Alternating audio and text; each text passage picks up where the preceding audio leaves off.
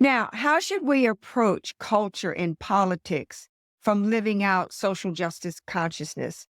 Well, we know that it's rooted in God's character. Justice must flow from God's heart, not just political or cultural trends. It motivates action to advocate for those marginalized or suffering. And it is a holistic engagement, care for the poor, speak against oppression. It seeks change through activism, charitable work, and systemic transformation.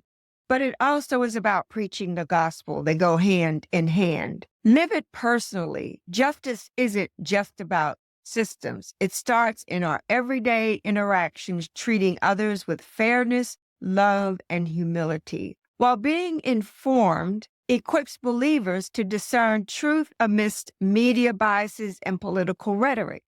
It helps believers avoid being manipulated by sensationalized or misleading narratives.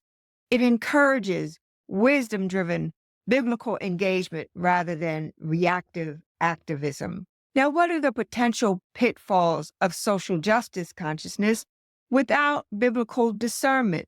Well, there are two extremes. One is over-spiritualizing, which is a tendency to avoid justice issues, believing that Christianity is only about personal morality and salvation.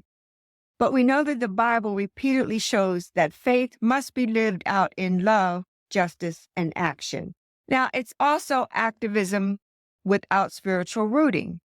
On the other hand, some focus entirely on justice, but detach it from God's righteousness, turning it into a secular pursuit. Without God's truth and guidance, justice can become twisted by ideology or personal agendas.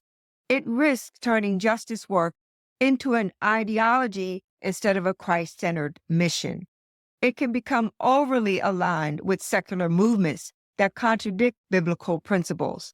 It may also emphasize activism over gospel transformation. Now, being informed without a heart for justice has its pitfalls. It can lead to apathy or disengagement from real suffering in the world.